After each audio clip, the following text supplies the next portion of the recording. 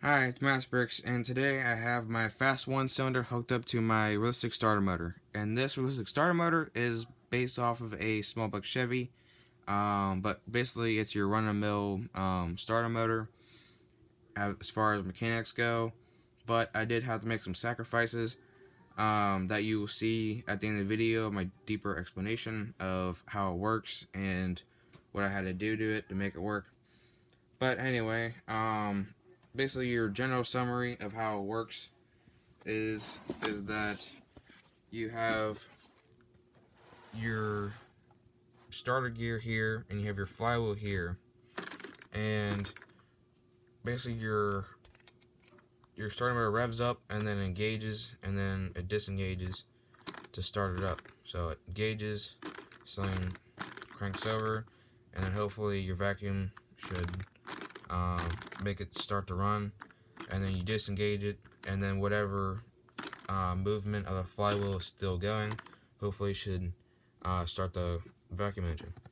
And I have found out that this type of gear ratio can be a little bit hesitant as far as trying to start this thing up, but it definitely engages much smoother than the other gear ratios that I've done. But it does work, and I'm just trying to keep the noise down and make it as best as possible.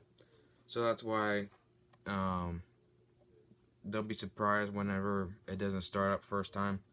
But in the most general sense, it is pretty good as a starter motor, but the gear ratios can be a little funky as far as, because this is straight cut gears, they're not going to gauge super smooth. So yeah, but compared to a clutch, whenever you start it up, the clutch of course engages, and then it starts a vacuum engine up, and then the vacuum engine starts up, and then it spins a clutch back. It spins the back through the clutch, but of course it doesn't spin the electric motor because it's a clutch. It's a one-way clutch.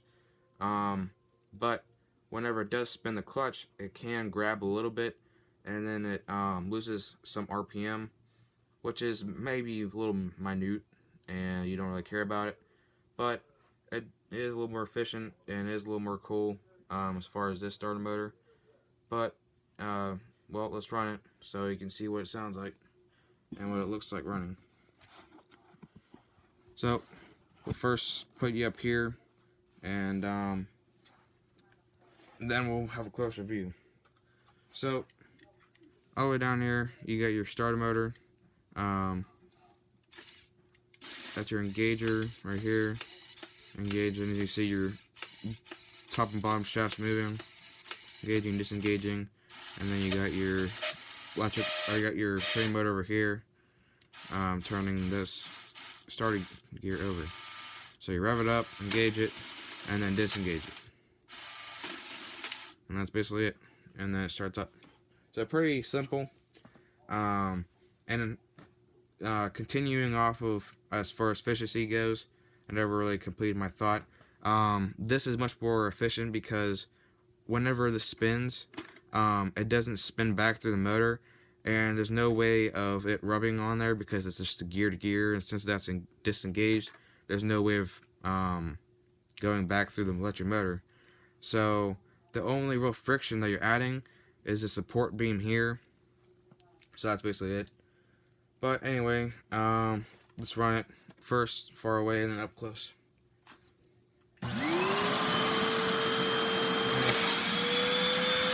Rev it up, gauge it, disengage. So start it up, second try.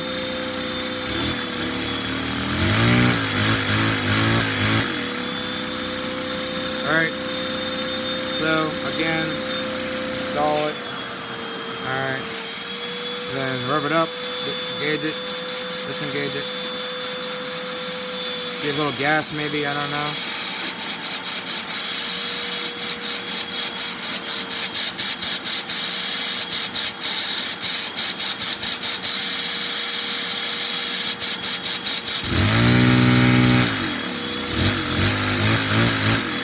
A little hesitant there, but can't get the point there.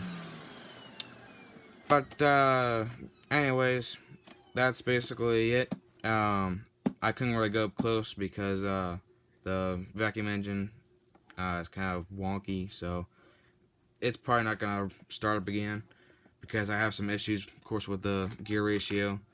But anyways, and also the valve I think is starting to break. I don't know, but I guess we'll go in the explanation. So here's a diagram that I crudely drew up.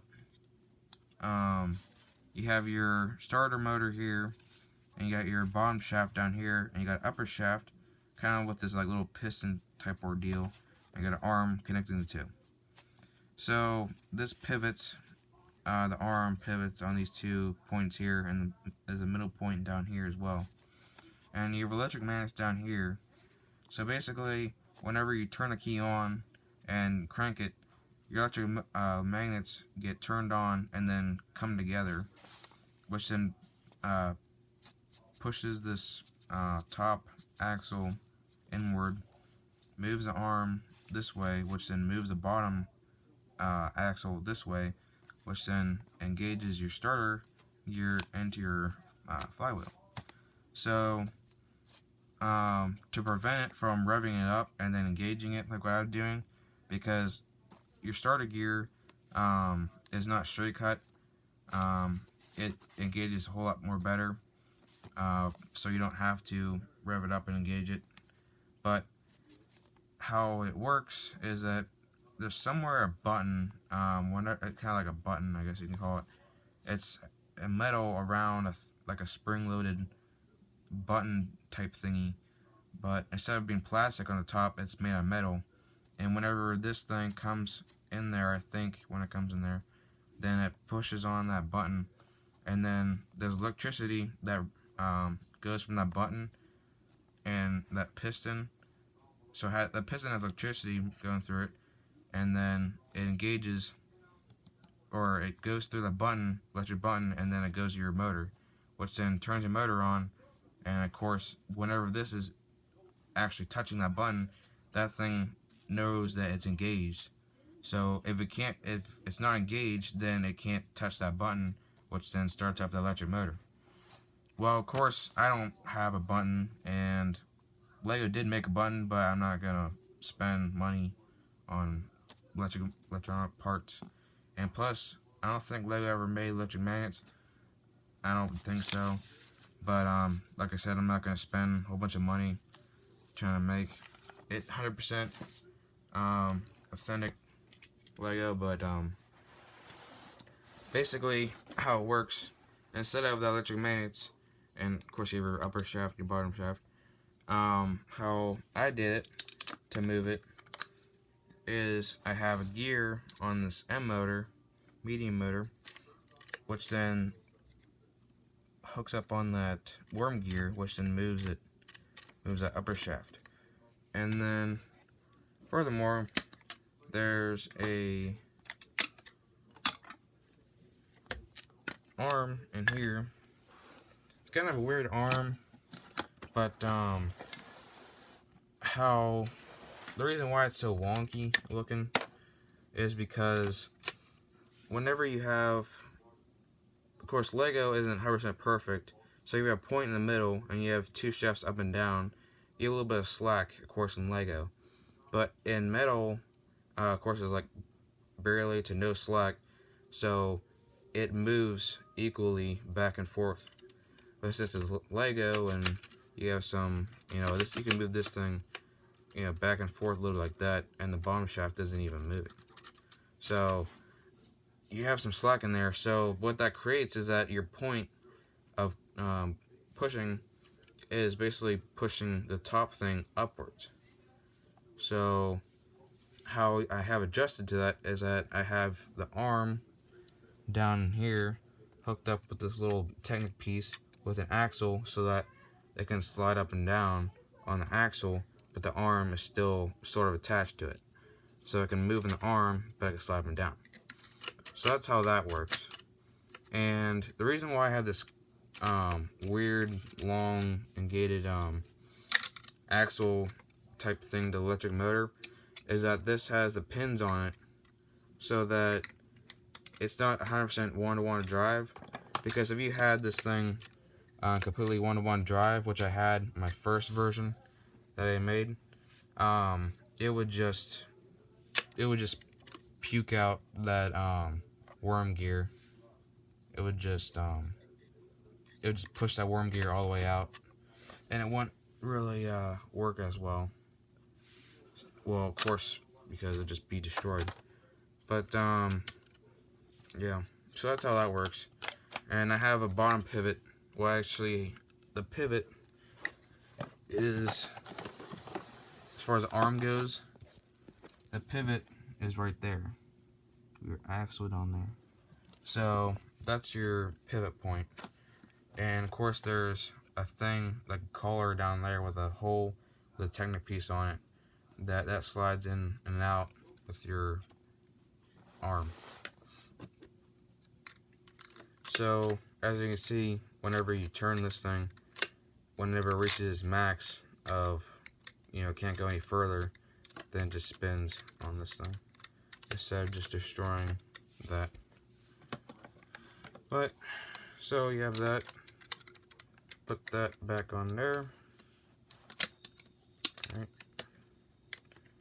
And then that's basically how that works. And it's pretty simple, of course. And like I said, it not very involved, but yeah. It's very reliable sometimes if you have the gear ratio right, but of course mine wasn't reliable because the gear ratio was way too slow, as you can tell in the video. But yeah, it can be a little unreliable, but in most cases, if you have the gear ratio right, it will perform perfectly. So anyway, if you like this video, be sure to like it.